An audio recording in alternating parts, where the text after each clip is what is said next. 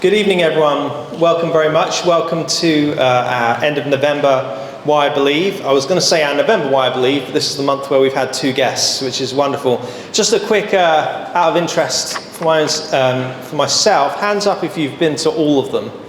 A few of you. A few of you have. Hands up who's been to 3 out of 4, including today. Very good. Excellent. It's good to see people who are enjoying the events and coming back. This month we're taking quite a shift away from science, which some of you might be glad about, some of you might not. But no, time for something completely different. I'm really excited about our guests today, really excited about this event. Just a bit of housekeeping before we start. Do pick up a flyer with all the dates if you want to know what's coming up over the coming weeks. Our next one is actually in 2 weeks. It's because we want to fit one in just before Christmas. If I can have the next slide up, I just want to say a big thank you to the people who've made this possible. So the Christian Evidence Society, which has been going for about 150 years, has been a very generous donor to making sure that this event can happen. And the Montgomery Trust, who all day our speakers have been speaking in the schools across Aylesbury, speaking to groups. So today we were in 3 schools with our guests today, speaking to students about their expertise, and that's been made possible by the Montgomery Trust. So a huge thank you to them as well. We'll say a huge thank you as well to Andy and Holy Trinity for hosting these events. We really enjoyed being here, and we found it very easy being in the middle of town. Next slide, please. I need to keep letting you know that the date for John Lennox on the flyer is incorrect. He's actually had to push his visit back by a week. So please don't come here on April 24th. No one will be here. Alpha will be here. You can join them, definitely, if you want a good meal and a good discussion. But John Lennox will not be here. He will be here on May the 1st, and we're really looking forward to having him here. He's an extraordinary man who's done extraordinary work, and we're very blessed to have him come to Aylesbury. So don't miss that, and do bring your friends if you're not on your Easter holidays. But do make a note of that, please. Okay, next slide. Next month, we're very blessed again to have the wonderful Clare Williams coming and speaking. She is a force of nature, a really dynamic person. She's got a ton of degrees, even though she's so young, and she's done some really extraordinary stuff. She came last month to speak in schools and was absolutely amazing. And again, her background, her current research is on sociology at the University of Westminster in London. She's one of these rare people who's being paid to do a humanities PhD. They don't give them out very much. Normally that's just a privilege reserved for engineering and the sciences. But her work is seen as very, very important, and it is. And so we're really looking forward to talking to her about a lot of different things. So do come along in 2 weeks' time and hear from Claire and bring her your questions as well. Next slide, please. So everything you need to know you'll find on the Why I Believe website, including reserving spaces, although that hasn't been a problem of late. But you'll find bios on all the speakers, you'll find the dates and information on all of them. So just go to whyibelieve.uk and that's got everything you need to know. And it allows you to promote it online to your friends, and if you've got people who would be interested in these discussions about faith, meaning, philosophy, science, all sorts of things, really amazing people doing really interesting research that's really important, people who are contributing to humanity in extraordinary ways, as we saw with Sir Colin Humphries and others. Coming and spending an evening with them, a very worthwhile thing to do. So bring your friends, bring your family, particularly those who have little or no faith or have maybe left faith behind. That's who we're really interested in seeing come here on these evenings. Right, next please. I am delighted to welcome here Dr Andy Bannister, and before he comes up I'm going to do a quick book plug. In fact, I'm going to do 2 book plugs. First of all, before I get to you, Andy, another Andy has written a great book. And I mean, come on, we're coming to Christmas. You need things to put in stockings, you want things to wrap up. Life is, if you're like me, life is extremely busy with children and work and family and rest and play and fitting it all in. And Andy Johnson, the vicar here, has written a really short, easily accessible book on how to bring balance into your life. It's called For the Journey, and it's something that we all need guidance and input in. And Andy is here. He's got copies of the book here at the back. If, like me, you need to maybe reevaluate the rhythm and pace of your life, or if you're later on in life, or you're near retirement or in retirement, and you're thinking about these things again, I really recommend Andy's book. Andy is at the back there. Give us a wave, Andy. He can tell you more about it if this is something you want to know more about. But Andy's book is available for sale at the back. We want to say a big thank you to Steve from St Andrew's Christian Bookshop, who's brought his bookshop along again. If you need advent calendars, Christmas cards, things like that, you can get that along with all the books. And Steve has brought Dennis Alexander's books as well. He was our speaker earlier this month. He's also brought some of John Lennox's books, who's speaking later on. He has Justin Brierley's book, who is doing a lot of the moderating, but not tonight. That's down to me. So we're very, very blessed that a lot of the books of speakers who are coming are available. Pick them up, give them away. They're Christmas gifts. Both Andys will be doing book signings tonight if you want them personalised. That's available as well. I'm just going to give a rundown of Andy Bannister's books. So I'll start with the ones that are here and on sale. Very good. 8 years ago, Andy wrote a response book to the New Atheists, and we've talked about them a lot. Richard Dawkins, Christopher Hitchens, Sam Harris. But this one's a little different. It made me laugh a lot because Andy, as I'm sure you're going to find out, is master of the quick pun and a million short dropped-in jokes, even when they're not necessary. And so he wrote a book called The Atheist Who Didn't Exist, The Dreadful Consequences of Bad Arguments. And he takes all of the arguments that the new atheists commonly use and shows how they're really, really bad by using a made-up, silly story to create an analogy. And I found it really helpful. I was saying to him over dinner, I've used bits and pieces of them when I've been presented with these arguments by students. So it's a very funny, very light, accessible way of taking down just why so many of these very popular arguments against the Christian faith are actually really, really bad, but using penguins and all sorts of stories to show how they're not. So I really recommend this book, and do pick it up. It's very funny. You'll get through it in a day or two with no problem. He has just written a brand new book called How to Talk About Jesus Without Looking Like an Idiot. A panic-free guide to having natural conversations about your faith. I don't know that I need to say a lot about that. It's what it says on the tin, but you can pick that one up at the back. And then Andy wrote a very academic book about his work in Islamic studies, which we'll get into soon, an oral formulaic study of the Quran. This is not for sale here because it's over £100, because it's an academic book. It's a bit thicker than the rest, uses a lot of technical language. So what Andy did was he did us all a favour by making a much easier, more accessible book called Do Muslims and Christians Worship the Same God?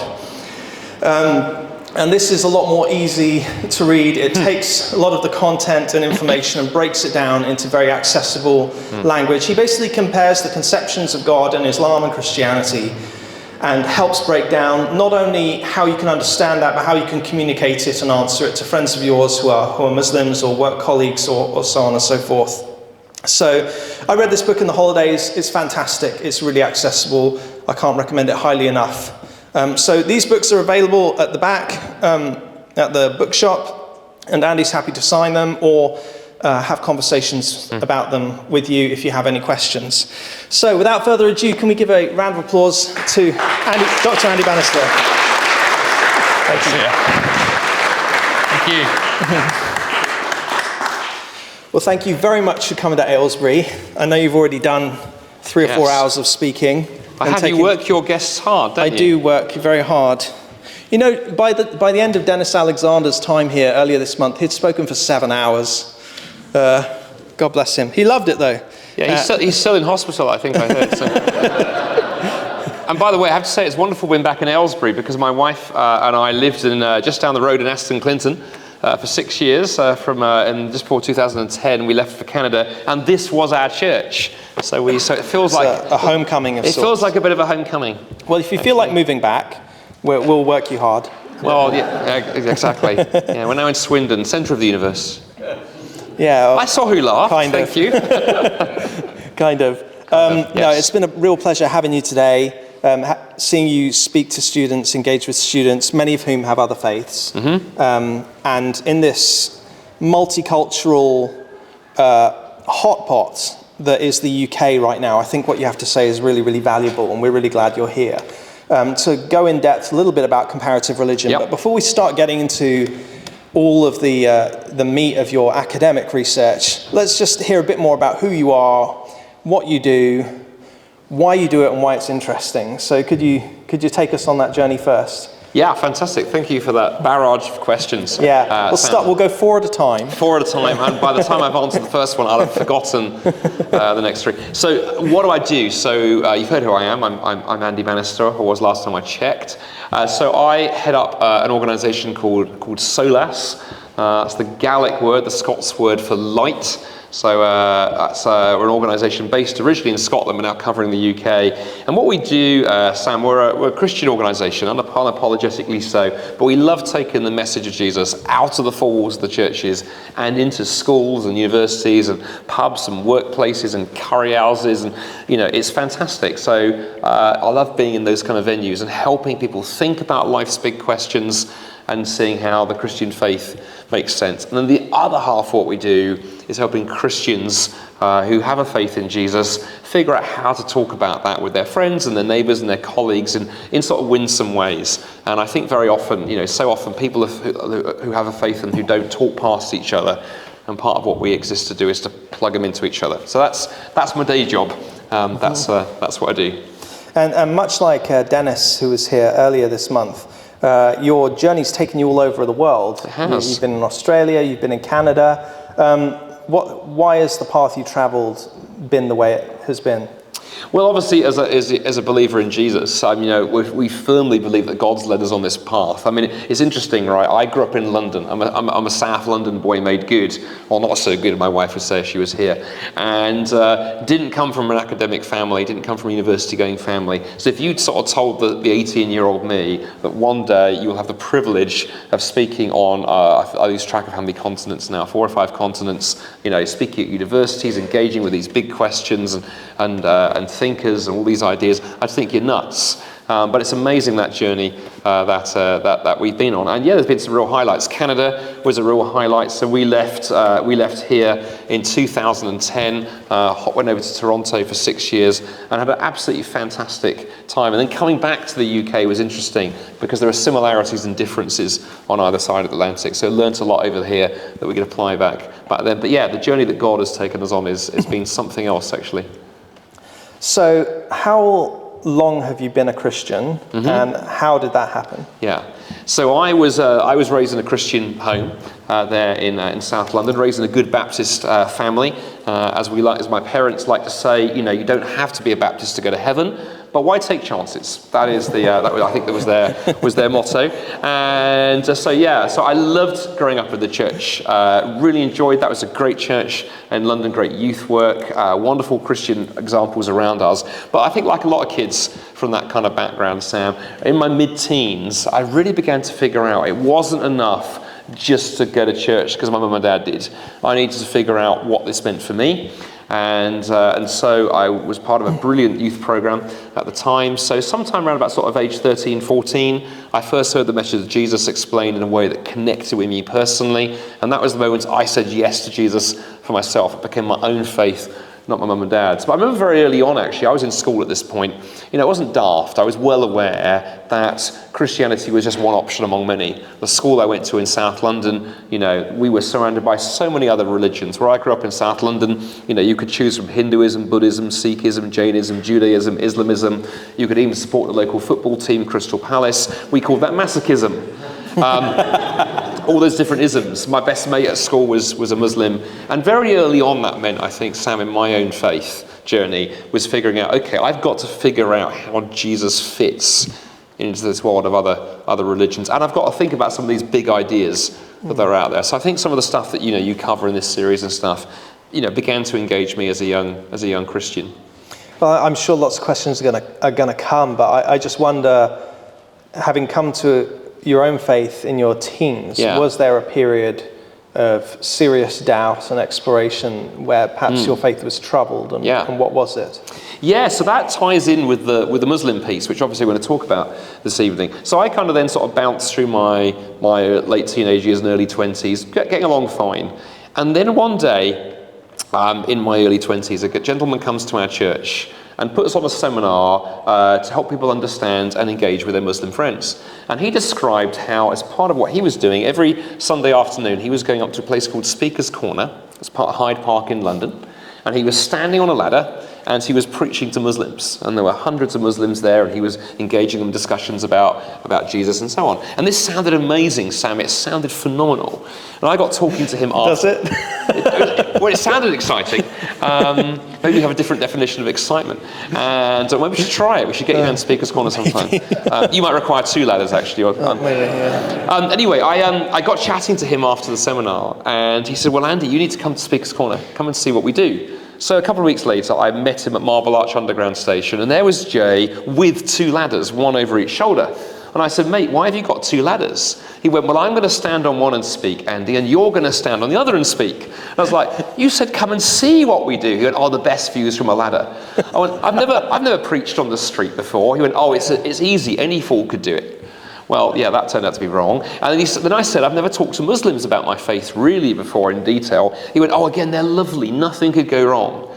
Both those statements were wildly wrong, Sam, because I got on that ladder and my new Muslim friends at Speaker's Corner had questions and objections, and they threw them at me. And I remember getting down from that ladder thinking I need to become a Muslim because they seem to have everything. I have nothing, literally nothing.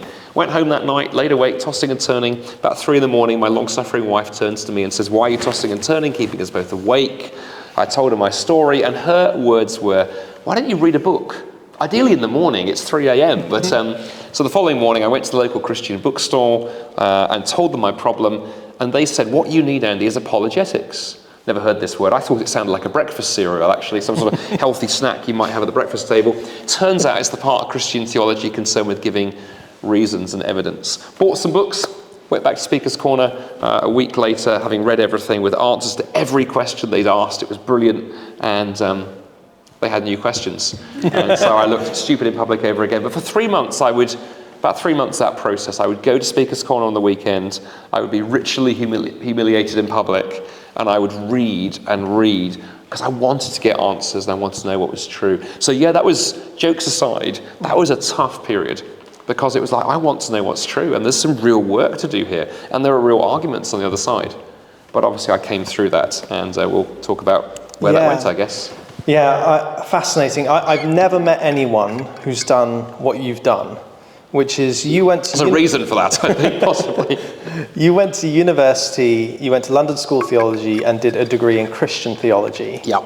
And then you went and did a PhD in Islamic studies. I ticked the wrong box in the application form. Right, that's why. Yeah. Okay. I think that's absolutely fascinating, and that's brought you into the world of comparative religion. Yes. Why don't you just define comparative religion for everyone here? What does that mean? Yeah, so, philosophers and theologians, we love using long words to describe everyday things, because if we use short words that people could understand, they wouldn't pay us.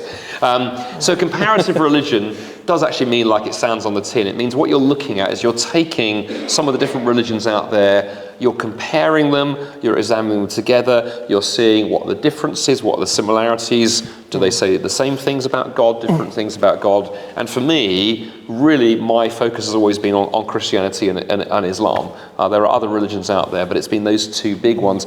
Not least because, by the way, according to the statistics, by 2060, 32% of the world is going to be Muslim, Christian, 31% is going to be Muslim. We're going to have something like 10 million Muslims here in the UK by 2040. So, that's to me was the, Speaker's Corner aside, was the religion that I felt I really needed to understand aside from my own. And obviously the journey's brought you through a lot of study of Judaism as well. Absolutely, yeah. And as we've seen with your books, you've spent quite a bit of time on atheism. So and bad jokes too, as well. Yeah, so yes. You've worked your way through a lot of this. What was it that made you study both the Bible and the Quran? Was it the Speaker's Corner journey? Yeah, so that was the Speaker's Corner journey. So I think what I found going on there was once I processed the questions that my Muslim friends were asking, and I'd gone deep into my own faith and gone, do you know what, there are answers here.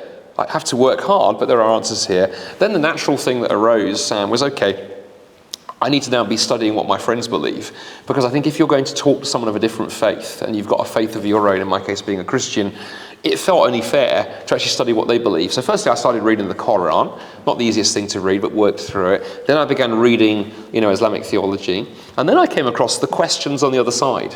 And this has probably come up on this series, that for those of you here, there's people from all ranges of backgrounds here, but for those of us here who have a Christian faith, it can be very easy when you meet a Muslim or an atheist asking you questions as a Christian, you think that you've got all the questions to answer. But it turns out our atheist friends have questions to answer, my Muslim friends have questions to answer. So yeah, when it came then to time to study theology, I wanted to pick an institution that could specialise in Islamic studies.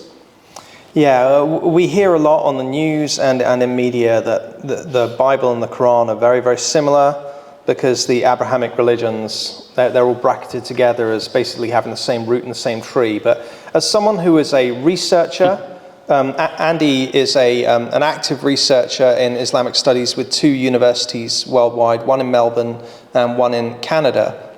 And as someone who's done some really, really in-depth study using very complicated computational linguistics and a lot of ancient manuscript study, I think you're best positioned of anyone we could find, really, to tell us what the key differences are.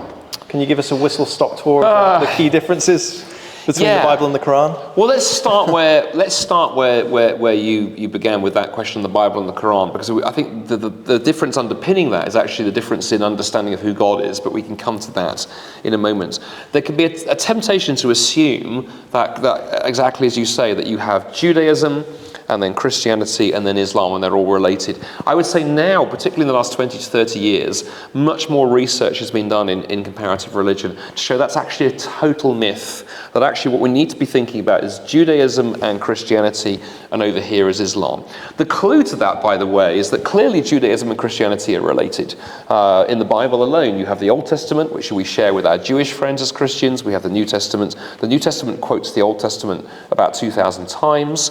Jesus himself was a Jew. Most of the first Christians were Jewish. So Christianity grows out of Judaism, and all the main theological ideas in Christianity, the foundations laid there in Judaism. Islam, on the other hand, we have a 600-year time gap. We have over 1,000 years distance between where the events of Islam take place and the events of the Bible. None of the first Muslims, Muhammad and the first founders of Islam, they were not Christian, nor were they Jewish. And then you open up the Quran nowhere quotes the Bible. It refers to biblical characters, but really clearly in a sort of second-hand kind of way, that as a Christian or Jewish reader of the Quran, you come away going, I recognise some of the names and little bits of stories that are alluded to, but it all seems second, third, fourth, fifth hand. And then increasingly the work that's been done by academics in recent years is showing that actually what is going on in the Quran is that the Quran is using biblical names and words, but they've bolted them on top of an underlying, Arabian theology. An analogy is often used here actually from linguistics. So there's a phenomena in linguistics known as a Creole. And Creole languages like some of the languages we find in Haiti, the way they operate is they'll take the words from one language and the grammar from another. So if you go to Haiti and someone speaks a Haitian Creole to you, you will find, if you're a French speaker, you recognise lots of words. There are French words. But you won't be able to understand a single thing that's said to you, because the underlying grammar is native Haitian. And you've got the grammar from one, the language from one and the words from another. And the same is going on in the Quran. I think we increasingly realise that, yes, it may mention Jesus and Moses and Abraham and so on, but take that off the top. Underneath, you've got what is an essentially Arabian theology with Arabian theological ideas. And I separate them off like that, by the way. I want to be very clear here. That's not to be rude or derogatory or negative about Islam, but it's to just put Islam in its right place. And I think there have been a lot of misunderstandings of the Quran and Muhammad and Islam because Christians, or those in a Christian context like we are here in the West, we've tried to take Islam and kind of squeeze it in to a Christian framework. We've assumed that Muslims are like Christians, only with beards and burqas. Right. Now, I remember when I was a theology student, we read the Quran every year. At one point we'd do that. So for 5 straight years, I read it. And that was exactly the case. I found names were familiar, but the stories I didn't recognise at all. Correct. Particularly around Jesus. So where do those stories come from? So Jesus is interesting, right? So Jesus turns up, about 90 verses in the Quran mention Jesus. He's mentioned by name about 20 or so times. By contrast, interestingly, Muhammad's only mentioned 4 times, which is interesting. But what has happened with the Quran is, to understand where those Jesus stories come from, we need to understand the Arabia into which the Quran emerges. So Muhammad's, the founder of Islam, his dates, his prophetic career, roughly 610 AD to 632 AD. Arabia is an oral culture. It's a culture in which writing has not yet emerged. But it's a culture in which we know there were some Jewish groups. We know there were a few Christian groups there. The Jewish groups ended up there after the Romans had sacked Jerusalem at the end of the first and beginning of the 2nd century, and the Jewish community had been scattered across the ancient world. And we have lots of Christian groups there in Arabia, because to the northwest of Arabia was the Byzantine Empire, Christian empire, but was pretty famous for persecuting heretics. So if you were a strange Christian group with some different beliefs, life was quite exciting but often short for you in Byzantium. So Arabia looked wonderful. Deserts, you can practice your faith and get on with it. So it's a culture in which lots of ideas are circulating. And what Muhammad does when he preaches and teaches the material that becomes the Quran, I think Muhammad looks around him, sees all these religious ideas circulating around, and starts picking off the ones that are useful to him, out of which he can build a religion. Because I think to understand the rise of Islam, to understand Muhammad was a man who, as far as we know, and I say that because there's a 200-year time gap between Muhammad and our earliest sources for him. So we are slightly, as historians, flying in the dark. But I think all we know of Muhammad says that he was a man who loved the Arabic people, loved his people, and was quite stressed by the fact that they were a ragtag bunch of Bedouins, whereas up to the north and the west you have a great empire, the Byzantines. To the north and the east, I'm realising for you in the audience that's the wrong way around, that's northwest. Northeast you have Persia, Zoroastrian, great empire, and the Arabs are nothing. But Muhammad looks at these empires and goes, do you know what these guys have in common? They have a religion and they have a book. So Muhammad decides, what I'm going to do is give the Arabs a book. I'm going to give them a religion. And he does it by building them out of oral building blocks. So you end up with, in the Quran, these bits and pieces of half-heard Christianity and Jewish theology, but filtered down through word of mouth. And that's why you had that experience. You opened it up, you're like, well, I recognise this name, but this story doesn't make any sense because it's been ripped out of its context. Yeah, and just to add more context for you, you built some computer software, didn't you, that analysed the oldest Quranic manuscripts and explored sort of the variants. You applied computer science to the manuscripts, didn't you? Yeah, well, that came later. So what my PhD did was one of the early arguments that I would encounter Muslims at Speaker's Corner using Sam is Muslims would say to me, okay, Muhammad was an oral individual. He was not literate. Yet the Quran is this amazing work of literature. So QED, it's a miracle. It must have come from God, because how could a man who is illiterate produce a book like the Quran? When you first hear that, that sounds quite interesting, if those premises hold up. Where it begins to break down is when you realise that we have lots of texts today that were created in oral cultures. So Homer, the Greek poet, not the little yellow guy in The Simpsons. Homer, his works, the Iliad and the Odyssey, the foundations of Western literature, well, they come from before writing. We know that because they're so old, writing had not been invented yet. How did he create them? Well, we now know of hundreds of cultures around the world that have left great works of literature to us before writing. And it turns out there are tools and techniques you can use as an oral storyteller to create stuff live in front of an audience. But when you come to write it down, it leaves its marks on the text. And in a nutshell, I developed for my PhD some computer software that would allow us to scan through, analyse in great detail the Arabic text of the Quran, looking to see whether the signs of oral performance were there to be found. And they were, incredibly so. One of the features, to get the most technical I will this evening, otherwise the audience will sort of keel over. One of the features that turns up in oral texts is something we call formulaic language.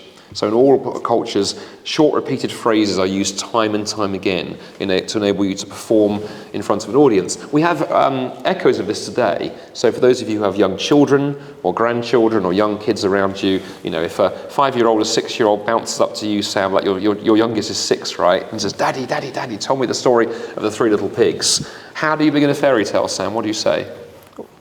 Once upon a time. Correct. That's an oral formula that's hung over into literate culture. Oral cultures are thousands of these. And what you can do is you can take a text, you can run it through a computer, you can see what percentage of it consists of these short, repeated phrases used again and again and again. Interestingly, Homer's Iliad and Odyssey, undoubtedly oral text. They are 25% of them made up of those short, repeated phrases. The Quran, nearer 50%. Wow. So we were able to show now, using computer analysis, that is the way that the Quran was put together. Without doubt. Yeah, fascinating. I'm sure we're going to get lots of questions about the Bible and the Quran later on. But I wonder if you could give us a 5-6 minute rundown of maybe the top differences between the God of Islam and the God of the Judeo-Christian tradition.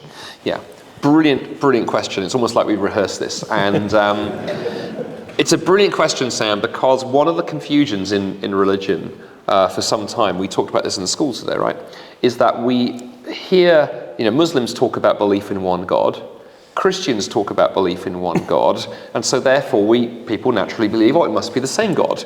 But of course, the analogy I use with the students this afternoon, if I was to say I believe in one Prime Minister, and it's Rishi Sunak, and you were to say you believe in one Prime Minister, and it's Donald Duck, we might have an interesting discussion as to who would be the most effective Prime Minister. Notice I did not give an answer to that, so just so you know, in case number 10 is watching. Notice we both believe in one Prime Minister, but we disagree about the identity of that one Prime Minister.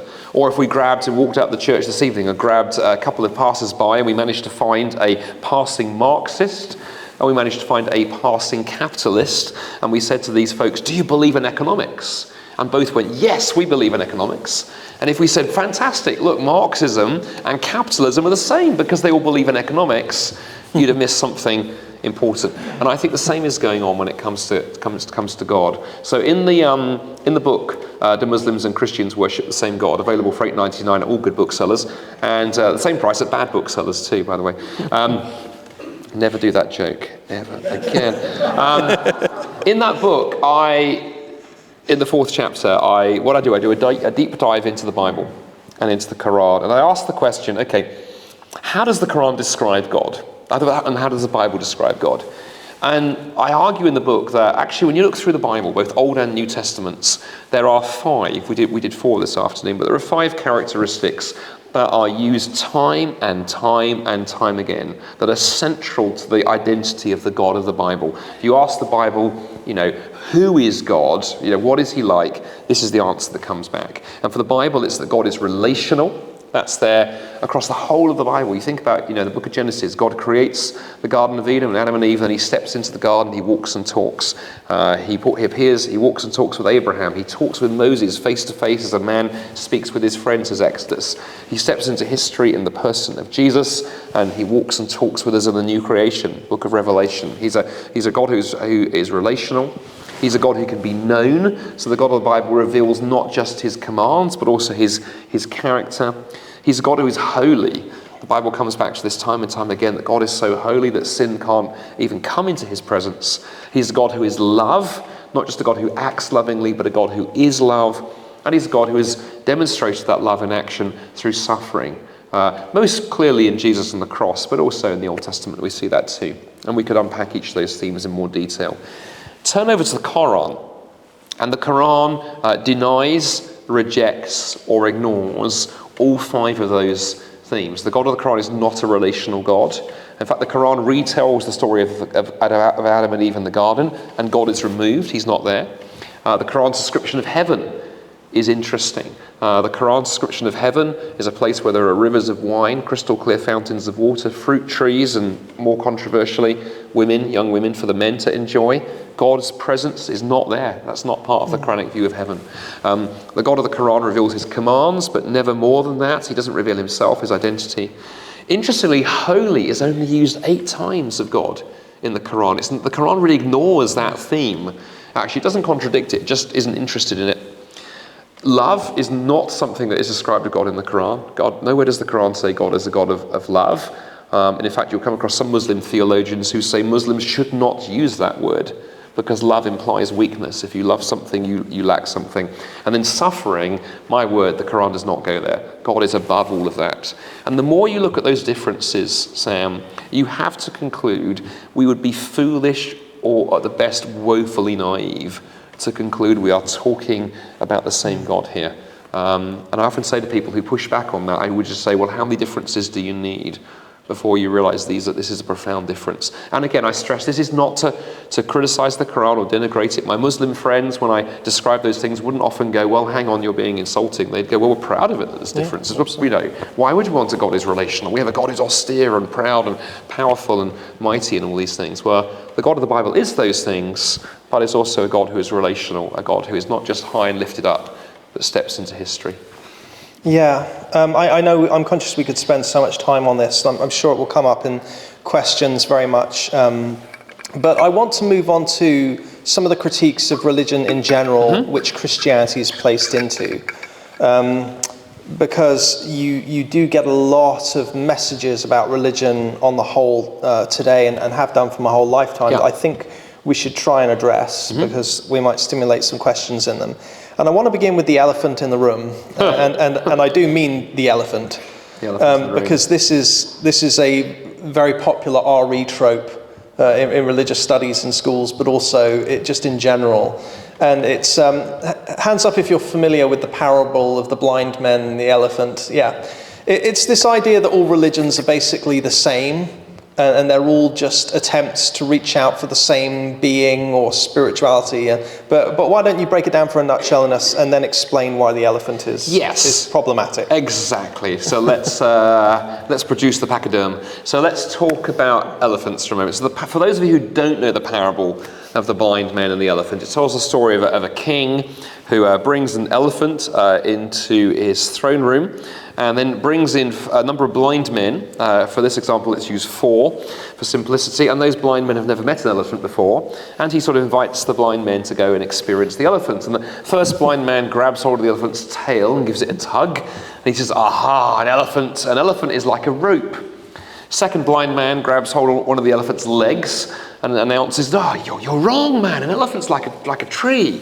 Third blind man stumbles into the side of the mighty beast and sort of feels around and he says, I don't know what you guys are smoking. An elephant is like a wall. And the fourth blind man grabs hold of the elephant's trunk and says, you guys are insane. An elephant's like a snake. And they begin fighting and arguing and fists are flying and great general chaos is caused. And the king sits up there and laughs and laughs and laughs and wonders if anyone has the phone number for a good carpet cleaning company, because elephants in throne rooms never end well. And never do that joke again either. Anyway, the point being, that story is often told to try and advance the claim about religions that you've intimated there. And you can see how that would be unpacked, right? The argument goes, the mistake the blind men made was each one of them thought they had the whole elephant, whereas they only had part of the elephant. Why could it not be the same with religion? Why can't we just get Buddhists and Christians and Hindus and Muslims and Jews and Jedis and everything else just to accept that they have part of the truth about who God is? Then we can all be one great big happy family and huddle together in a great monotheistic muddle and all get along. So that is the story of the blind men and the elephant. The problem is, like a lot of sort of great sort of stories of this kind, it leaks all over the place. The first problem that you run into with it, of course, it assumes, Sam, the thing it wants to prove. It assumes there is a consistent whole elephant out there and that everyone is talking about the same thing. If that king brought the 4 blind men in and the first one met a tortoise and the second one met an aardvark and the third one met a duck-billed platypus and the fourth one met a boa constrictor, then of course they're going to have different descriptions because they're describing different things. So the story actually begins by assuming that when the different religions talk about God, they are talking about the same thing. So it sort of collapses in self-contradiction. But my other problem with the story is, who is the most arrogant person in the story? It's not any of the blind men. The most arrogant person in the story is the king, sitting up there on his throne, laughing at everybody else because he can see the whole elephant. And if you tell that story, I'll often say to my pluralistic friends, if you tell that story to try and get people to think all the world's religions are the same, you are just like the king. You are sitting up there going, well, I can see the whole elephant.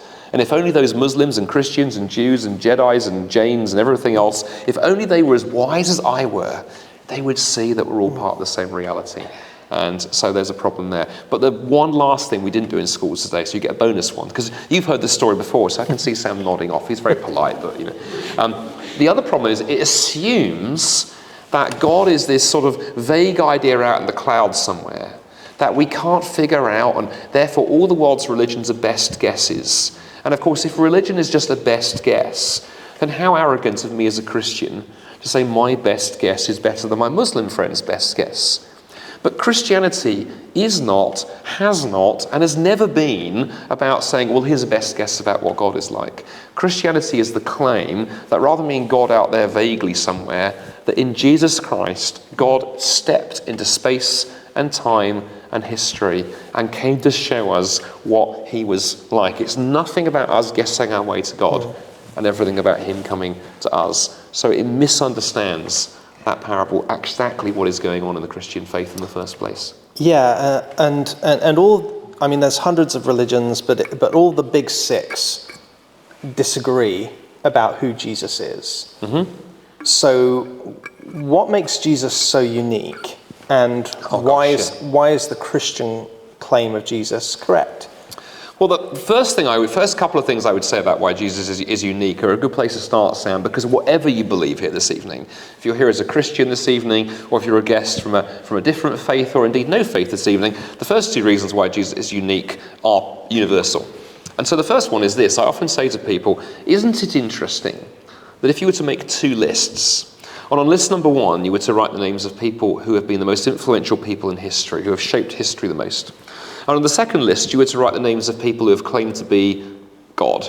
Only one person would turn up on both those lists, and that would be Jesus of Nazareth. That alone is at the very least interesting. Secondly, I find it fascinating that you can take the founder of any other religion except Jesus out of history and that religion can still stand. So if the Buddha had never been born, somebody else could have taught the Noble Truths and the Eightfold Path. It could still have been Buddhism, it would just have a different name on it. You could have started it. You could have taught the same thing and it would be called Samism. And there'd be fat little statues of you in green jade on mantelpieces all over. See how rapidly they I'll put them on laugh. my Christmas list. There we go, on the Christmas list. Islam is interesting. If Muhammad had never been born, somebody else could have taught what is now the Quran. Muslim theology is crystal clear on this point. Muhammad was just a man through whom the Quran came. But Jesus is the exception, because Christianity is not a set of teachings brought by Jesus, or some mystical experiences offered by Jesus, or some fascinating ethics taught by Jesus. Christianity is Jesus Christ, his identity in his personality. And as one wit once remarked, if you take Christ out of Christian, you are left with three letters, I, A, and N, and Ian cannot help you. And if you're called Ian here this evening, I apologise. So that strikes me as interesting. Then more seriously, Sam, I think if you take a look at the things that Jesus said, and the things that Jesus did, and the claims that Jesus made. We looked a bit at this at lunchtime in the schools. You know, he didn't just claim to be a teacher of ethics. He made himself consistently the centre of the story. He put his own teaching on a par with Scripture. He would quote the Old Testament and say, you've heard that it was said, but I say to you. He claimed to forgive sins, a divine prerogative. He was consistently getting in trouble with the religious leaders for this kind of stuff. He claimed to be Lord of the Sabbath. The Sabbath, one of the most central, sacred ideas in Judaism, that seventh day of the week that God set up at the start of creation. Along comes Jesus and calls himself the Lord of the Sabbath. That's like you or I standing there and saying, it's not Doctor Who is Lord of space and time, it's me. Jesus also put his name the centre of everything. He went around not claiming to be teaching in the name of God, but teaching in his own authority. He taught people to pray in his own name. And then lastly, his favourite title for himself, the Son of Man, a name you find only on the lips of Jesus and the Gospels, not anywhere else. He drew that from Daniel chapter 7 in the Old Testament, where it's a divine title. and he used that consistently for himself. Most famously, by the way, when he's on trial for his life at the end of his ministry before Caiaphas the high priest. And Caiaphas the high priest asked Jesus, are you claiming to be? Do you believe that you are the Son of the Most High? In other words, are you claiming divine identity? And any sane person at that point who there had been some great mix-up would have gone, no, I'm not claiming that at all. You've got it all wrong. Jesus quotes Daniel chapter 7 right in the face of the high priest. You will see the Son of Man coming on the clouds of heaven, at which point the high priest rends his robes and cries blasphemy and hands Jesus over to the Romans to be killed. Put all that together, and we are left with a conundrum. You either have a gentleman who was a lunatic, that Jesus was literally a few prawn crackers short of set meal for two people, or worse, or he was a liar and a deceiver. What he was trying to achieve, I do not know, but he was playing with something. Or thirdly, you end up really having to conclude this was somebody who really genuinely was who he claimed to be.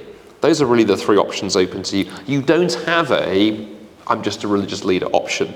Well, you do have one, and I hate to bring it up. No, go for it. I was hoping you would. I would baited you there. But seeing as we have a researcher in comparative religion here, and you're the only one this year, I'm just going to throw these ones. We don't come in packs, really. No. You have the option that he didn't exist at all, and I have so many young people telling me that Jesus is a myth. Yes. And I have likened this to the academic equivalent of flat earthism for the the classics or antiquity or ancient Near East or whatever.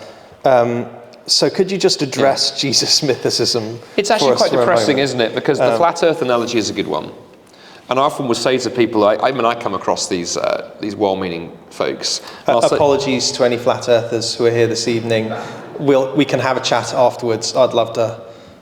Well, I wouldn't love to, but happy to help you with it. But yeah, sorry. Yes. Jesus mythicism. Jesus mythicism. I often say to people, it's interesting, first of all, if you were to go to any history department at any university anywhere in the world and grab a random first century historian, not a Christian, just go grab someone. Grab Paula Fredrickson from Boston University, grab Bart Ehrman from University of North Carolina at Chapel Hill.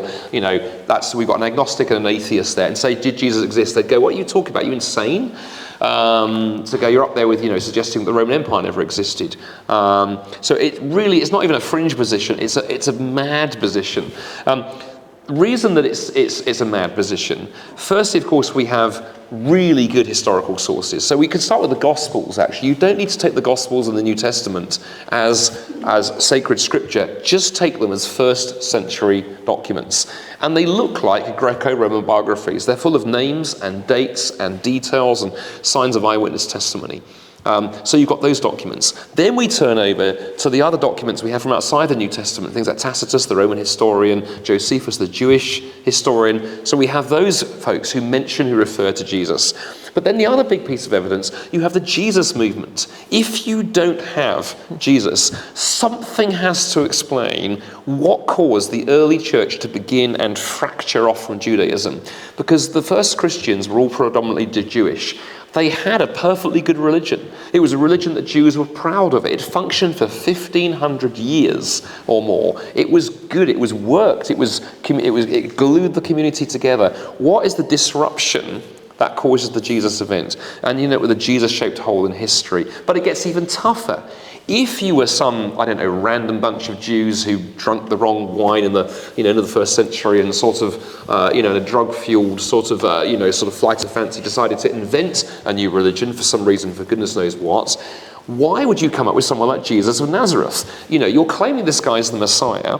The Messiah is supposed to overthrow the Romans, not get crucified by them. Furthermore, you're claiming Jesus has been raised from the grave. Well, all Jews believed in resurrection. Resurrection was what's supposed to happen at the end of history, not in the middle of history. And so it goes on. So you either have to end up with the sort of strangest, most random event we know of in history, or you have to take the much easier line of least resistance and go, Jesus existed. And I always say, by the way, to my skeptical friends, that doesn't commit you to therefore becoming a Christian at that point. There was a perfectly respectable position to go that Jesus was an influential first century Jewish teacher, who made some claims that got him into trouble with the authorities. He was crucified for that, and then 3 days later, his followers had some kind of experience in which they believed their beloved teacher was risen from the grave. But as a historian, I can say no more. And by the way, I mentioned earlier Paula Friedrichsen, agnostic historian, University of Boston, wonderful first century historian. That's Paula's position. She ends up saying, I don't know what happened, because as a historian, I can't tell you what happened. All I can tell you is something happened that convinced his followers that their leader was no longer in the grave. But I can go no further as a historian. Now, I personally think that's a little bit of a cop-out, but it's a perfectly respectable position to park yourself in. I think it's John Dixon, is a Australian historian, good friend of mine. New Testament lecturer at Wheaton College in Chicago, Illinois, has set up the Eat My Bible challenge, where he will eat his Bible if any atheist or skeptic on the planet online can find a single professor or lecturer or researcher in New Testament studies, theology, biblical studies, classics or antiquity who doesn't believe that Jesus existed. If one can be found, he will eat his Bible. Yeah. And thus far, his Bible is still intact. One very quick addendum to that. If you here have got friends in that position, or, I mean, who knows, we get a good crowd here. If you're even tempted to that position, a website I can hugely recommend that you or your friends take a look at. It's a wonderful website called History for Atheists. You can go Google that. It's run by a guy called Tim McNeil, who's a historian. Tim is a committed atheist, pretty hardcore atheist, but he has no time whatsoever for any of this stuff. And it's a brilliant website, and he does sort of pull no punches, really, in holding his fellow skeptics to account on, by all means, I think he would say, be a skeptic, but please, let us not peddle some of these myths about history that atheism has sometimes ended up now having a reputation for. Yeah, it doesn't help, does it? A quick run through a few other common objections that come up. Why are there so many different translations of the Bible? Doesn't it mean it's been tampered with by kings and whatever? And whatnot. Well, of course, the fantastic thing is, I've had Muslim friends ask that over the years, which is quite funny in a sense, because they have Quran translations too. So that the Quran has been translated into multiple languages. We can forget, of course, when we talk about translation, it's not that when we do a new translation of the Bible, we're translating a translation of a translation of a translation. People don't often understand that what new translations do is they will go back to the original manuscripts, the best manuscripts that we have, and try and interpret them and translate them into, whatever the target language is. And here's the issue. The reason we need Bible translations is for two reasons. Firstly, English changes. I suspect most of you here do not speak English as it was spoken in the days of the King James translation. I suspect if you have a cup of coffee afterwards, you will not wander around going, verily and forsooth, I wonder if you might possibly bring us thou a cup of... You don't speak that way. So we need modern English translations. We also, of course, as Christians, were passionate about introducing people in different societies and different contexts to the Bible. So Bible translation is needed. I had a friend of mine who was working in Papua New Guinea for many years. I think there's 600 different languages in Papua New Guinea. So we're going to need something other than just giving them copies of the Greek New Testament if people are going to read that. But also the other thing that I think there's something wonderful about the wonder of a God who wants to communicate, Sam. There's something theologically rich for me in that Christians have always translated the Bible. Muslims got onto Bible translation, onto Quran translation quite late. And in fact, even today, actually, many Muslims would not consider translations of the Quran to actually be the Quran. They would consider the Arabic to be that. But I love the fact that the early church has hardly got going in the first century before Christians are translating the Bible into Greek and into Coptic and into different languages, because they wanted to ensure that the news of who Jesus is spread widely. And that's one reason, by the way, that gives us confidence in the Bible. Because not merely do we have the manuscripts, we can go and look at the translations. And you can go, and if you're interested, you can do a PhD in looking at early Coptic translations of the New Testament and other fun things. And again, it gives us another rich piece of evidence for the preservation of the biblical text down through the centuries. Yeah, a lot of Muslims say to me the Bible's been changed over and over and over again, whereas the Quran never has. Can we give a quick answer to that? Well, we give two answers to that first. Well, three answers very quickly, but all quick. Firstly, the Quran has manuscript variants. Most Muslims are not aware of this, that the Quran has thousands and thousands and thousands of different manuscripts and variants, and those manuscripts are different. Now, by the way, that doesn't mean we can't be sure about the text of the Quran, but you need to do the work. You need to do the work of what's called textual criticism, first thing. Second thing, Christians have always known our manuscripts have differences, because when you copy by hand, you get those. Good scholarship works at then working out what the text should say. Christians have been doing that for over 2,000 years. We have great manuscripts, early manuscripts. We can be incredibly confident about the text of the Bible. But for Muslims, there's a particular problem.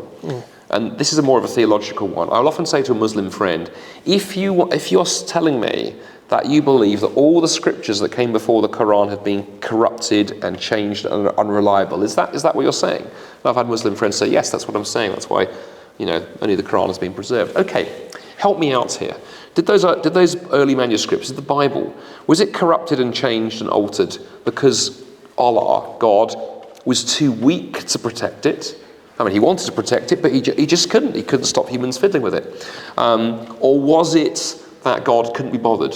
He was busy, he was doing something else, he was on holiday, he was inventing some new species of beetle, he was doing something, and he looks around, oh gosh, the Bible's been corrupted. Which is it? Do you have a God who's incompetent, or a God who can't care, doesn't care? Now I find when I've asked Muslim friends that, you can always see the steam coming out of both ears, and I go, look, forgive me for being flippant, but that is the God you've described to me. That's a God who is utterly incompetent, not really, shouldn't be allowed to run a convenience store, let alone a universe. By contrast, I believe as a Christian in a God whose word stands forever. I thought you believed in the same kind of God. Because one of the things we miss, I think, as human beings, when we make theological statements like, oh, it's been corrupted, we don't stop and think, what is that saying about God?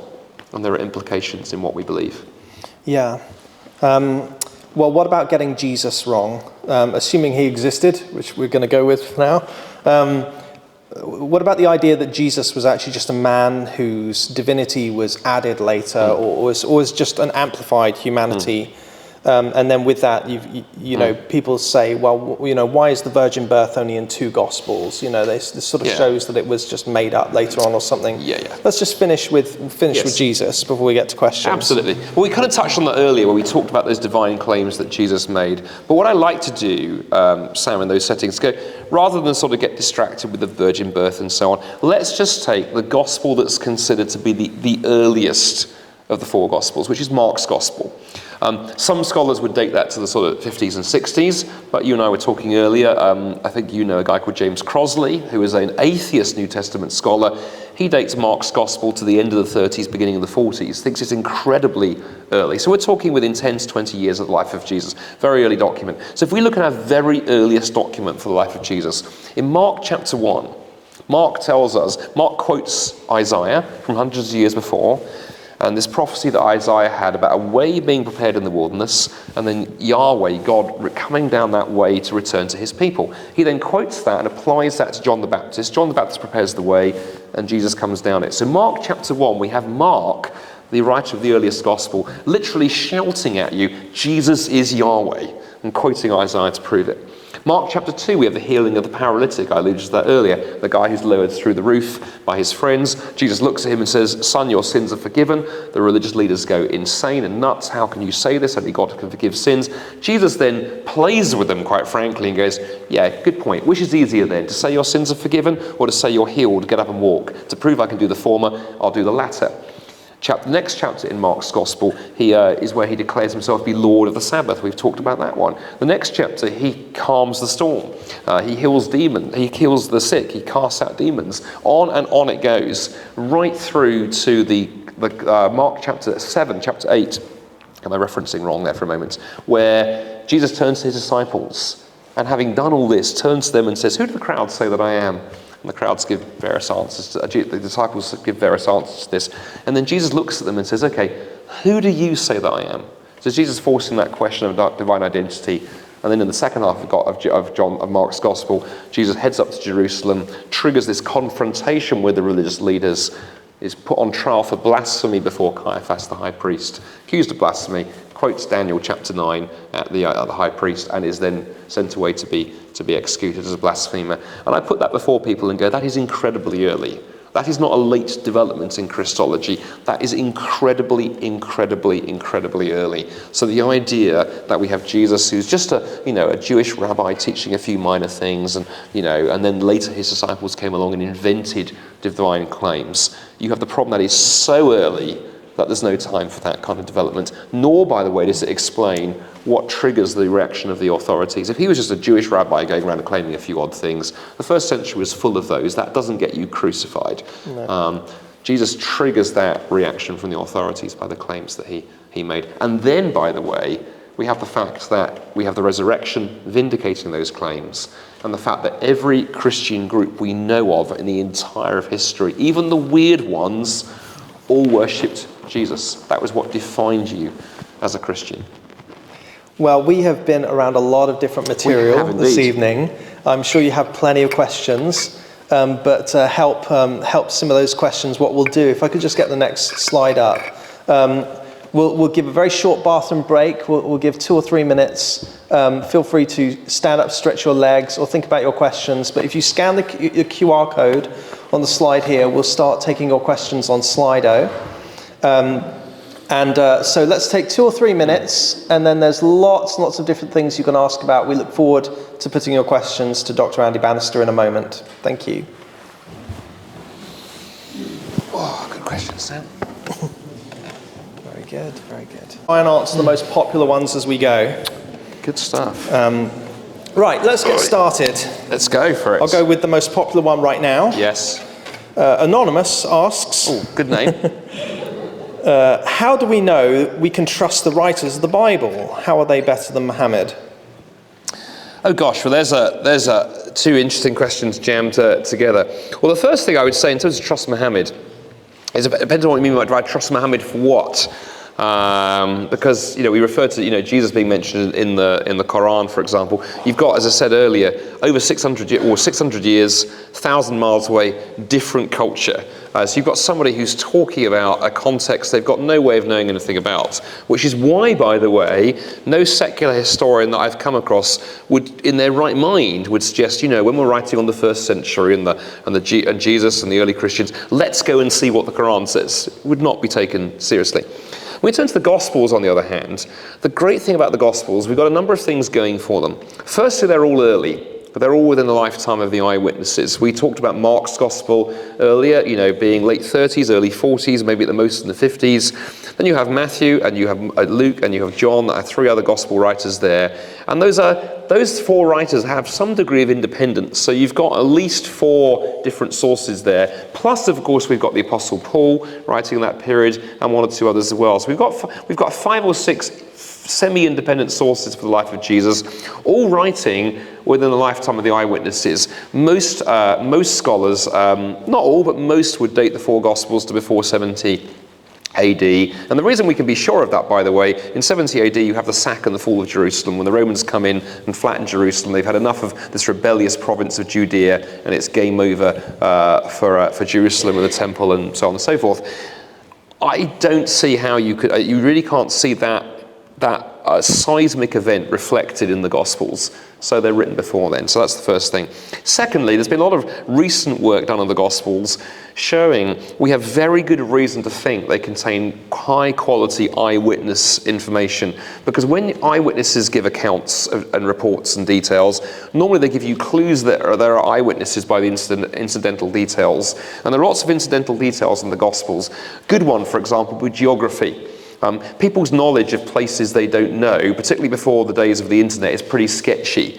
So if I asked you this evening, can you tell me I want to know about a village in France, at least 100 miles from Paris, with a population of under 50 people. Now, even with Google, you would find that hard to do. Before the internet age, that would be impossible to do unless you had first-hand experience or maybe you came from such a place. Well, the Gospel writers get that level of detail.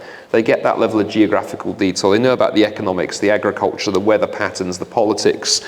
They get all kinds of fine details right that are very hard to imagine how that is possible if you are dealing with people making stories up decades after and miles away from the events. So for those reasons, and there are others, but for those reasons, historians would say the Gospels have all the signs of being reliable eyewitness testimony, and Muhammad, whatever he's doing, I mean, we're not even talking apples and oranges, we're talking apples and aardvarks quite seriously, I think.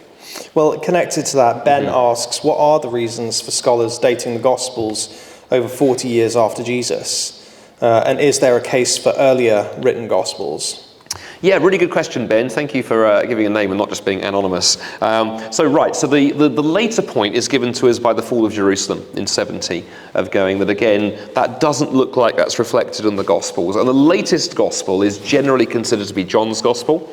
And interestingly, John in his Gospel is very strongly wanting to differentiate Christianity and I think the Jesus movement from Judaism. And there's a lot more in there with some of the controversies between Jesus and the religious rulers of the day. So if any of the Gospel writers would have just fallen upon the fall of Jerusalem as a wonderful tool to use to say Judaism is over, the future belongs to Christianity, the fall of Jerusalem, the sacking of the temple by the Romans would have been a wonderful example you could have used. John has no mention of it, not a sign, not a clue, not a hint. So that gives us 70. In terms of coming down later, that's a complicated answer to give you a simple answer to, but it's largely based on things like style of writing and the way that the gospel writers interact with each other. So, for example, we know that Matthew and Luke both know of Mark's gospel and use that as a source in their own work. They have independent material in there as well, so that gives you Mark being earlier, so you need to sort of align the time up for that. Could there have been earlier written Gospels? Well, this is interesting. Clearly we know from the Gospels themselves that Jesus during his own ministry is sending out the disciples preaching. He sends out his 12 closest followers to go preaching. He sends out another group of 72 to go preaching. So clearly he sent them with something to teach. So clearly Jesus' tradition is already circulating and being taught there during the time of Jesus by his followers. That's the first thing. We also know that when we look at the things like the writings of Paul, that in some cases come before the formation of the Gospels, that Jesus' tradition and Jesus' material is circulating in the early church before the Gospels are written down.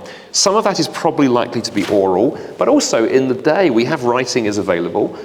It's a semi-literate culture, first century Palestine. So again, a lot of scholars would think that you have some evidence that there is note-taking going on by some of the followers of Jesus as they go about this. And by the way, it's quite fun. I don't know if anyone here has seen this. If not, go check it out. It's a wonderful TV show to dig into. There's a TV show called The Chosen, which is kind of the Jesus story for the Netflix generation. And it's a multi-part TV show retelling the story of Jesus. And it does a fairly faithful job of the Gospels.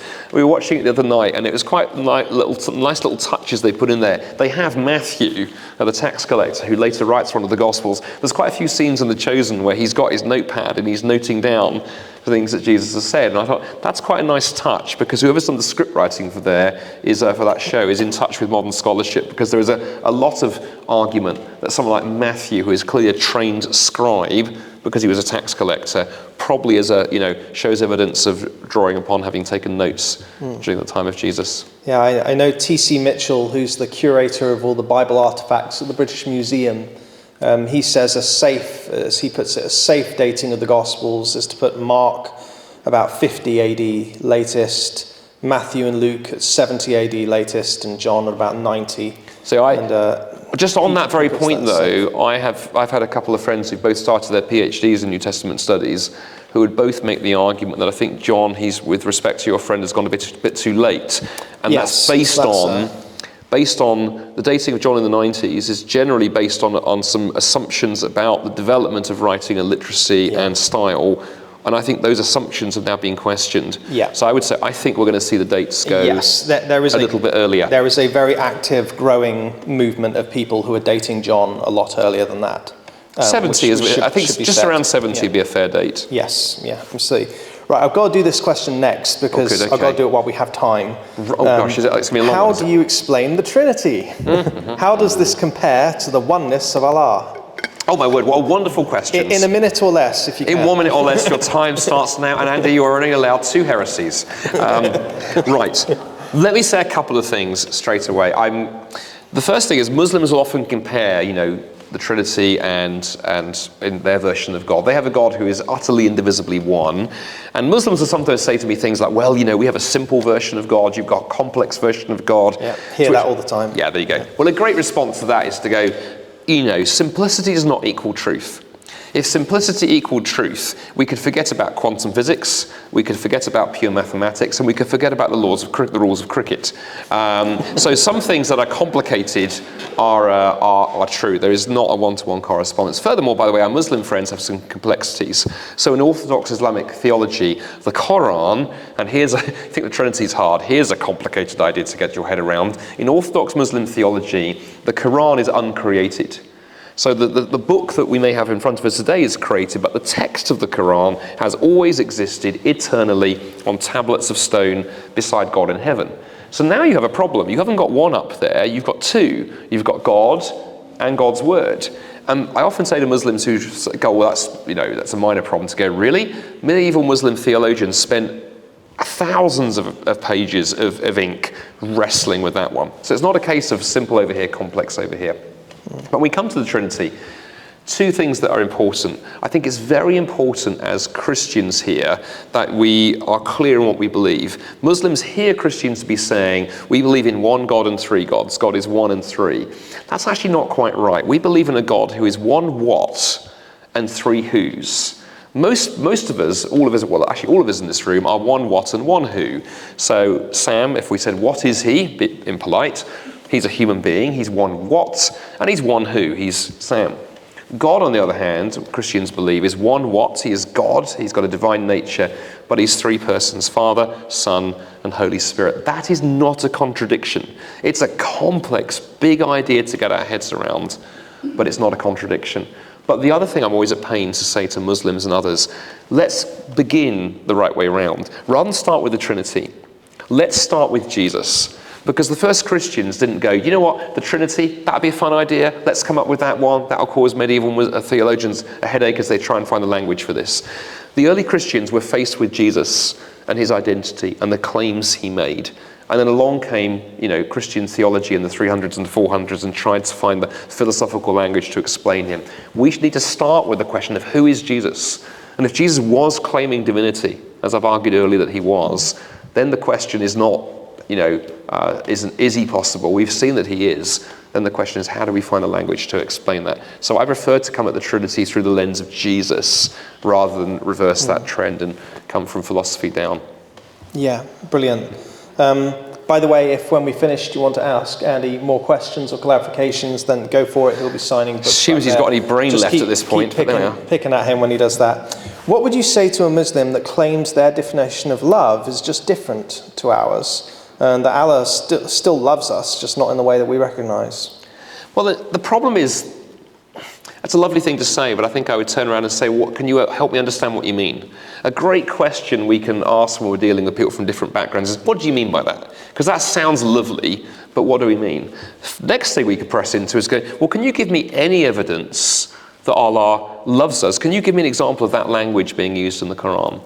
Because it really is striking that language is absent in the Quran. The Quran does not want to say that God is a God of love. And in the longer talk I gave in the school today, I quoted a wonderful Pakistani scholar of Islam called Daud Rabah, brilliant, erudite expert on the Quran. He wrote a massive magisterial study on that theme in the Quran. He concludes, after exhaustively studying the Quran for decades, that it is simply not the case that God in the Quran loves all human beings. That claim is not there. Now, what's interesting, folks who want to try and say it's the same religion have to come over that stumbling block. So there was a Christian theologian, or he's still actually, it sounds like he's dead. There is a Christian theologian called Miroslav Volf, very well regarded a Christian theologian.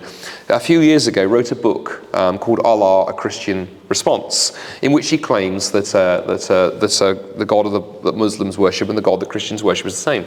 And he runs across the problem of love. He realizes that he somehow has to get a God of love out of the Quran to make this work. And he does it by going, the Quran doesn't talk about God loving people, but it talks about God being merciful. And mercy and love are the same thing, so we can somehow make this work. And my book was partly written as a response to Miroslav Volf. I felt the Volf was at the door and I had to do a response. Thank you, the two people. Thank you, very good, that's good, you're warming up. And I make the point in my response to Miroslav in the book of going, mercy and love are not the same. They're profoundly not the same. So we live where we live in Wiltshire, just outside Swindon. We're in a village, and so we've got fields nearby. So we get various bits of wildlife will often come into the house, including some pretty epically large spiders often come into our home. And when a large spider comes into the home, usually one of the smaller members of the family, my 8-year-old or 11-year-old, run shrieking for me, going, "Daddy, Daddy, Daddy," Shelob is in the kitchen, if you know your Tolkien. And so I try and be humanitarian. Rather than introduce the spider to the rolled up newspaper of destiny, I will often take a glass bowl over the spider, cardboard rescue spider, put the spider in the garden. I've been merciful to the arachnid. But if you said, Andy, you've been merciful, you must love that spider. You must have loved that little spider, that giant spider. I go, no, I hate spiders, can't abide them. But I still showed mercy to it. Mercy is not the same as love. You can show mercy to something and have no emotional attachment to it at all. And that's what's going on, I think, in the Quran. The big idea in the Quran is that God is so big and so great and so mighty, he needs nothing to do with human beings. And his mercy is shown in the fact he doesn't just squish us and move on. And so he's given us a few goodies. He's created a paradise for those who obey him, in which there'll be some more goodies, wine and food and women and song. But he's not going to be present there because he's got better things to do. But love, there is no sign in the Quran that love is the right category. And I think we actually mangle the Quran if you try and do that. I think you're trying to then take the Quran and sort of beat it into a Christian shape. And I think you damage it and you damage Christianity in the process too. I want to make sure we can whip through some more questions in the time I'll try and do 15-minute answers, that'll help you. How do you know, or how can you know, that your research into Christianity is not full of confirmation bias? Hey. Not because you intend it to, because you're fallible. Yes. Biases. Biases, absolutely. I'm fallible. I find that terribly offensive. Again, one person at the back, thank you, the check's in the mail. Yes, bias. So confirmation bias, by the way, for those who don't know what that means, that's not that you lean towards Anglican rather than Baptist methods of entry to the church. Again, thank you, one person. But is the fact that you go out with an assumption. I'm a Christian, so I go out and find things that validate my Christianity. Yeah, when I researched Islam, that was a real fear, actually, because all of us are guilty of confirmation bias. If you're an atheist here this evening, if you come as a guest, you are going to naturally want to find things that support your atheism. We're going to naturally want to find things that support our Christianity. None of us can avoid that. That is simply part of being human. So what can you do? Well, firstly, checks and balances. So when you do doctoral research, for example, that's why you have a darn good supervisor whose job is to look at you and go, mate, that is a terrible argument, go and do better. And so I was really privileged to have not just one, but two supervisors who were both terrifying. Secondly, it's why we have a process of peer review. So when we engage in academia, we don't just float ideas and then wander off. We put those ideas out before our peers. And when I was doing my research, I still am part of, I'm not so actively involved, but still am involved. There's a wonderful network of scholars called the International Quran Studies Association, or IQSA. It's about 300 scholars in there. That's about 20% Christian, 50% Muslim, 30% miscellaneous. And so it's great because you have people who do not share your biases going, well, that's an interesting idea, and I'm not convinced by that. Can you sharpen that? And we sharpen one another. And then the last thing I think I would say here is that really encouraged me, actually more of a personal story, was that when not long after I finished my PhD and my big, fat, expensive book came out, I was in Oxford having lunch there with a friend of mine who's a researcher in the Quran, but he's a secular individual, Nikolai Sinai, one of the countries, Europe's leading scholars of the Quran. And Nikolai had written a very nice review of my book in a journal somewhere. And I said to Nikolai, I'm really glad that you did that. I said, but look, you've known me for several years. I want to ask you a question. I said, look, I'm a Christian studying these things, and I've always been slightly worried about this very thing, confirmation bias. I said, as you read and reviewed my book, did you see things where you thought I'd pushed the evidence beyond where it went? And he thought about it, and then he responded. He said, he said, I have many friends like you, Andy, who are studying Islam from a confessional background. He's German, so that's the language they used for Christian. From a confessional background. He said, I am always very impressed by how hard many of you work to recognize that you have a bias, and you do your best to correct for that. He said, though, I have far more worries about my fellow secular scholars, because we who are secular, we like to naively assume that we are neutral, when in fact we're not. And I thought that was a very interesting observation. So we all have a starting point. I think I've done my best to correct that. But my book is out in the academic community, which means people can then bounce back and go, hang on a moment. Yeah, this isn't armchair scholarship. The research community has peer review for a reason. What you write and put out there, it needs to be peer reviewed by others. And by the way, very quickly on that, if folks don't know what peer review is, that means basically you have other scholars checking your work. So when that book, for example, was published, I had to edit my PhD thesis. It went to the publisher, Lexington Press, who are an academic publisher in the US. They then send the manuscript out to 3 other scholars in your field anonymously. You have no idea who they are. They will write a really tough review of your manuscript and then send that back. And then the publisher sometimes will go, this is a load of old rubbish, not publishing this. Or, like in many cases, in my case, come and go, we love your book, but here are 47 pages of things we need you to modify. And it's 6 months of work of going through and sharpening based upon others. So that's one of the joys of scholarship, that you have other men and women critically examining your work. It's hard work, but iron sharpens iron, as the saying goes. Yeah.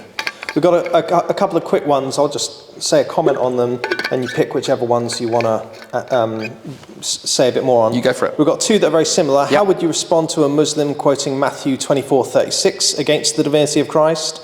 Then we've got, how would you respond to a Muslim or Unitarian quoting John 17:3 against the divinity of Christ?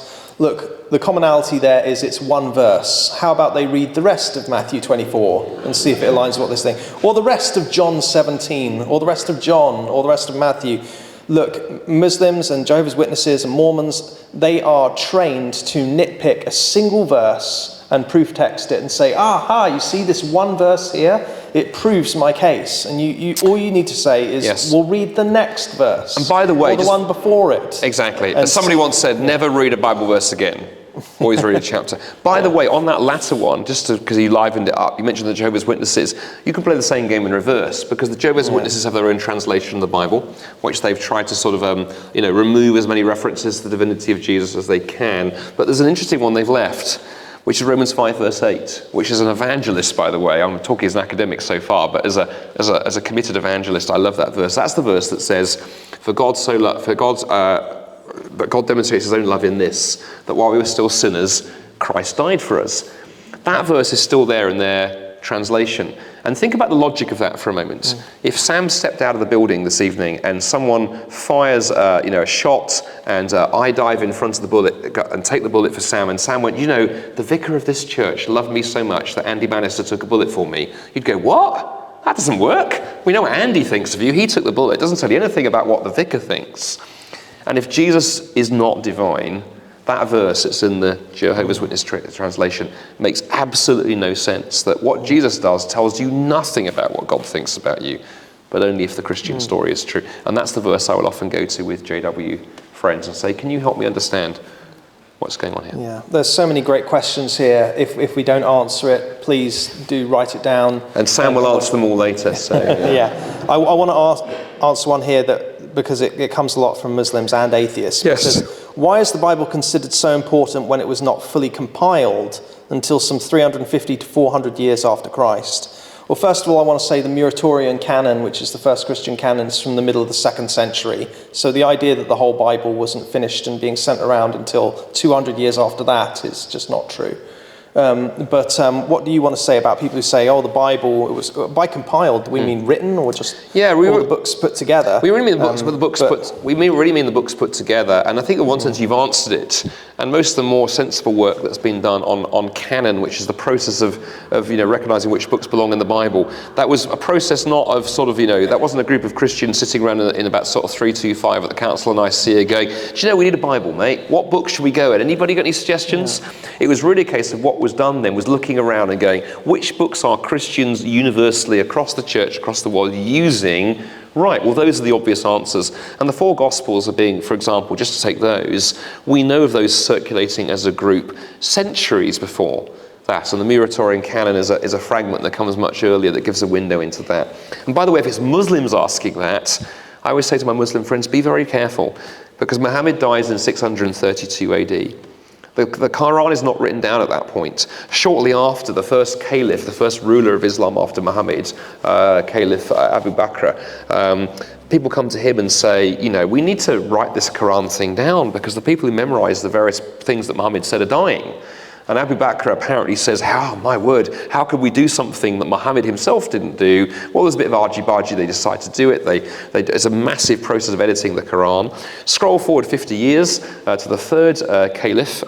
Now Muslims are fighting over what the Quran actually says. There are now different versions of the Quran. And Caliph Uthman, the third caliph ruling Islam, puts an order out, and this is according to the Muslim traditions themselves, by the way, that all the manuscripts to do with the Quran be gathered together. One authoritative version is to be written down, and all the others burnt and destroyed. So now we're into a 40-50 year editing process involving destruction of manuscripts. And I often say to my Muslim friends, with respect, you have the cheek to suggest that Christians have an issue because it took us 300 years to just fully decide which book was in or out. We weren't burning manuscripts. It was just a case of, do we read this one? And those ones that didn't make it, by the way, like some of the intertestamental literature, you can go read. If you want to go read the book of Maccabees or the Shepherd of Hermas, go read them. We didn't burn anything. We just don't think it belongs in the Bible. Yes, absolutely. There's a lot of myths there about the assembly of Scripture. We are out of time. We are. Andy's books are available. Do go away and read them. They're really great. I've really enjoyed them. He will be signing books. Andy Johnston's book as well is out there, and I really recommend that. That would be a great investment in your life for the new year. Both will be signing their books. We also have Dennis Alexander's books and John Lennox's books and Justin Brierley's books for sale out there. If you want to come and grab another question, do. If we didn't get your question answered, but it's really burning, you want to get an answer to it, do write it down and we'll make sure an answer is sent to you from Andy or from someone on the team. Thank you so much, and we hope to see you and a friend in 2 weeks' time for Clare Williams. This recording will go on YouTube, so check out Why I Believe on YouTube if you want to see it again or send it on to someone. Thank you so much for coming out tonight. Have a safe journey home.